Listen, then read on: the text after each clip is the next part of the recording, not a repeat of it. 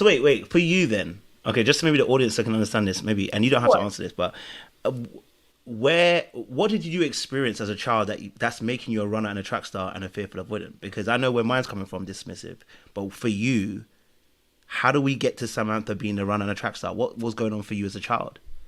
So I would honestly say I think my mom is fearful avoidant. My mom is a Mm, runner track star. So my mom is one who she's a lever. She's triggered, she's running. But in addition to me seeing her leave a lot of relationships, if there was any type of um I don't know how to any type of real conflict or high conflict, she was very quick to run away from relationships. But in addition to me seeing that, I think for me, I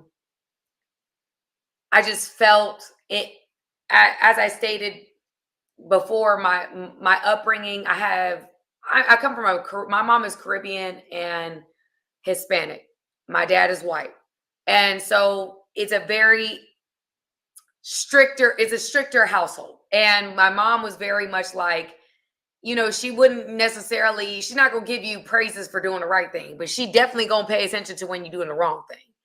And that wasn't uncommon. That's what we do, in our culture.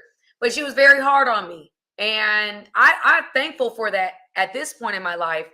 But with that being said, it always made me feel like I was never good enough, because it was never good enough. There was always a new mark. There was always a new thing that I needed to accomplish. Um, and I always was trying to please her. I was always trying to please my parents and wanting to make them happy. Now, when it comes to the avoidant behavior, was that whenever I felt rejected, or whenever I felt that, because there was some strong punishment, sometimes strong reactions, there's a lot going on in my childhood, I would have to run away from it because it was so painful. There was very tough moments for me to take on as a child. I can think of moments where I felt abandoned, and not mm, because they abandoned me, but like emotionally I felt abandoned. yes. Emotionally, I didn't feel like what I was feeling in the moment was, I don't know how to this safe a space was not created for me to share Yeah. that. And so because of that, I felt like I couldn't share my emotions. I couldn't really tell you how I was really feeling. I couldn't really have that. So I really was more avoidant, and I would write. I had a lot of diaries, a lot of journals, and therefore didn't really share a lot of how I felt, when it came to that particular relationship. And plus, the relationship in and of itself, my mom and I have a great relationship now that I'm older. But when I was growing up, that was not the dynamic. I Yeah. couldn't just tell her how I felt. It wasn't. That's not how I was raised. So a lot of the things I just had to keep to myself, and I was Mm, taught to keep it to myself and not go back and share. forth with her, Hmm. or do anything like that. I just took it to Jesus. And so it taught me to kind of like run away from that, from conflict, from tough moments, from hard things, just so that I can get out of the line of fire, so to speak, when I was growing. So obviously, because obviously, fearful avoidance and dismissive avoidance share that trait of avoidancy, Yeah. in that space. So Hmm. for you, obviously, then, um, obviously growing up and stuff, did you feel that you weren't accepted for who you actually were? Oh, no, no.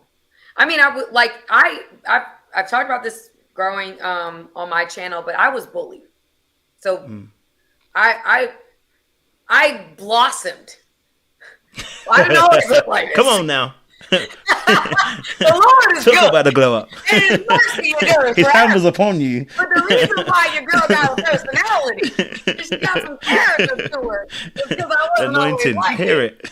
You know what I'm saying? I had a rough patch where I was Mm. bullied. There was people that I remember going home on the bus like, oh my God, here we go. So there was times where I was like, not only was I not accepted, I was bullied for who I was. Mm. And then when I got to high school, I wore a lot of like, I was a tomboy type of girl. And I would wear a lot of like my brother's clothes. I have two brothers. My mom would be like, no, you know, You got to wear girls' clothes. You got to do this. You got to do that type of thing. And I was always kind of being told who to be versus being accepted for who I am. So your will was broken early because you were never being accepted for who you are. You're always being molded to be someone else, which is Yes. what tends to happen with FAs when they get into relationships, that they tend to be a chameleon. I don't want to say chameleon, that's even a bit more rough, but you tend to kind of mold. So when you Yes. first start, you lot are absolutely brilliant. And I think DAs are the same way, right? We're the same way. We are absolutely brilliant at the beginning. And it's funny because I think DAs and FAs are each other's kryptonite, right? So it's like when we meet when a DA meets an FA, you guys are on it. Like, you guys are amazing. You're there. You're present. Your energy is just vibrant. You're asking questions. You're getting deep. One thing about FAs that I love that are really unique to your attachment style is the ability to go deep. Your Yeah. conversations tend to have very much a lot of vulnerability around it, which can really encourage somebody like myself who is not as vulnerable in that space to really open up. So we get all of that in the beginning. And then and I always say this, is that when things get comfortable, when people are now comfortable, something just snaps. And the FA is like, hold on a minute. If he or she sees me for who I really am, it is long. And suddenly the energy shifts. And then this dance between DAs and FAs starts to happen. But let me not go too No, far ahead I'll of tell you myself. what happened. No, don't say it's something chip and it's on me, because it's not on me. It be the DA. Because what happens is, this is why I tell y'all what happened with the DA. I'll tell y'all what happened. I'll connect Tell with us a story. and I know when I'm connecting with a DA because I can tell how their energy is, because Yes. they'll be more guarded. I call it the big bad wolf talk, because they got the guard up. They're like, Yeah. I'm single. It's me and the world and women, and it's me. They're very like, non-committal. Like, they can be very like, I'm, for me. And what happens is I'll get on a call. We might meet, whatever that may be. It can become like a deep conversation. It's always going to be deep. I am a deep individual. That's just what it is. I like talking about beyond the surface level things. I just do. And so have a deep conversation. What a DA will do, because they don't want to connect like that. That's not what they wanted. But because they were in the environment, they might have been attracted to me. They were like, oh, you know what? I actually like this person. Uh-oh. This is true. This is I feel, and if this person has been a DA or dismissive avoidant for a period of time, or if there's somebody that has been avoidant of relationships, they can tell off rip who is going to be their kryptonite. So what they do is they push you away. They go cold. Depending on who it is, depending on how committed they are to being avoidant, they go cold. What an anxious person will do is that they'll chase. They now fill in the space, which allows the dismissive person to then have the power. Me, I'm not going to chase you. I play follow the leader, beloved. I'm not chasing you. So what will happen is you go cold, Sam goes colder. That's what happens next. And you go cold. Sam, you went to ice. I went to Antarctica. That's where I went. You went to Alaska. I went to the North Pole. That's what happened. And so when that happens, it literally ends up sabotaging itself at that point, because unless a dismissive avoidant, maybe that dismissive avoidant is somebody that wants a relationship at that time. Then they might be more open to vulnerability, and then they might connect, and then they kind of go cold.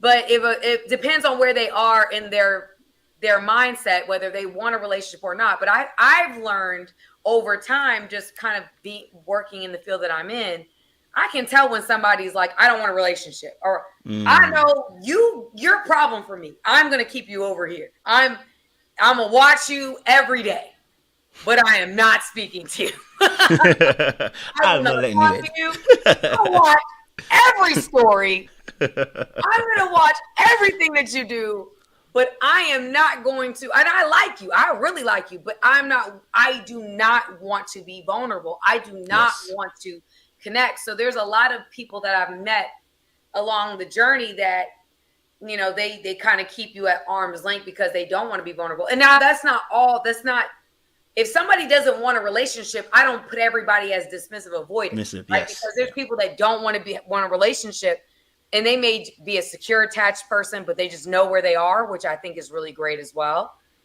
But I think that most of the time when I find people that are very much like, they keep you at arm's length, they're hot and they're cold. I think most dismissive avoidants, they keep me at arm's length. They are like, I already know what time it is with her. I'm going to keep her far away from me. So that's what happens. I think it's interesting because, of course, it's not to put any blame on anybody. Both dismissive and fearful avoidance, I find, are quite hypervigilant. And if anybody doesn't know what that is, meaning that we pay a lot of attention to details because we're always waiting. We're scanning the environment. And what you have to understand is that if you're somebody who's hypervigilant, and you'll know because we often term it as being very observant. Most of us are hypervigilant. If you're not observant, you're probably hypervigilant. And what that means is that you are scanning the environment really quickly. And in fact, you're probably so good at it now, you don't even realize you're doing it, right? Mm-hmm. So, when you come into a room, you've already assessed who the strongest person in the room is, who's the fastest person in the room, who's got a quick mouth, who's loud, who's silent, who's probably you could rely on, who can't you? You make all these assessments because it's about safety. So many of us have hypervigilance. So what tends to happen between a DA and an FA? Somebody does something, right? It's nobody necessarily to blame as such. Someone does something, and what I've realized is the FA and the DA switch positions. So when the FA comes into a relationship, what I find is they come in with what I would like to say the head. They come with their mind, right? They've got their performance ready. They know what image they're going to put forward. The DA comes with his heart. This doesn't make him any better, by the way, or he or she any better. The DA comes with his heart. But the moment that we start thinking about commitment and seeing each other for who we really are, I switch and you switch. The FA now goes into the heart position. I go into the head position. So what ends up happening is the FA goes into the heart position and starts questioning all their emotions.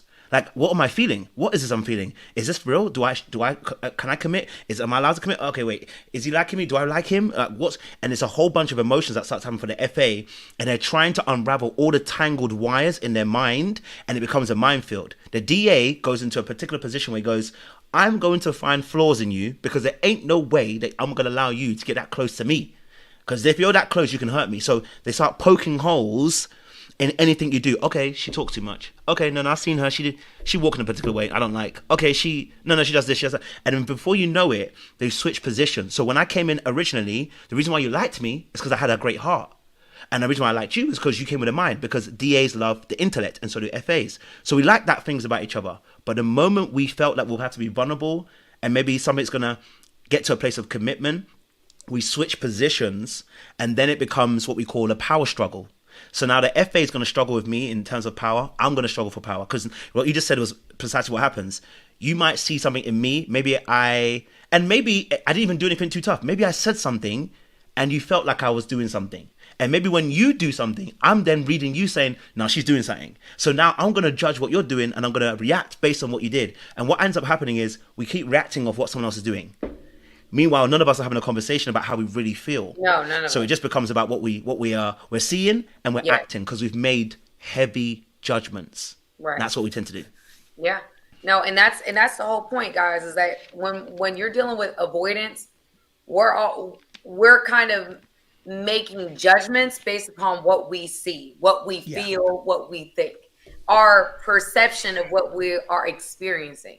You can say a lot of things, like people can say things to me, but if I perceive it, and I believe I have pretty good discernment. I'm sure you have really good discernment, but I think that with just the way that the nature of our attachment style, it makes us more aware of certain cues to where it's like, okay, this isn't safe. This isn't safe. And sometimes we're not right. Yeah. But a lot of times I found, to be honest with you,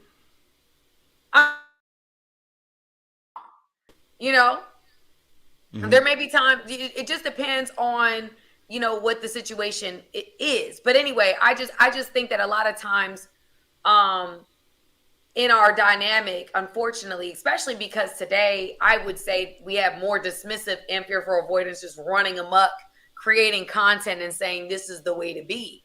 Because I don't think this is the way to be. No, I it don't think definitely the isn't. way Yeah. that Yeah, you're right. I don't think it's right to be either. I don't think this is the healthiest way to be. I don't think it's healthy for me to be, just worried about what being hurt or harmed or abandoned or this or that. And I've had a lot of therapy in this area because I wanted to learn how to just not be so afraid of being hurt or harmed or betrayed or abandoned that I just try to stay in relationships. Unfortunately, what ended up happening was I ended up being in a relationship where that ended up occurring to me. But I've learned over time that, okay, it's okay. I'll get better. I'm resilient. I can put my all into something and it's not going to be the end of the world. But I think that a lot of times with avoidance, we really do think the pain that comes from a relationship and a relationship not going the way that we desire for it to go, we treat it like it is the end of the world, which is why we are so afraid of putting ourselves in vulnerable positions. Hey guys, thank you for watching this video. I appreciate you guys. Go ahead, hit the subscribe button, y'all. Let's not just be every once in a while. Let's become Framily, okay? Friends that are family. Okay, join my Framily today.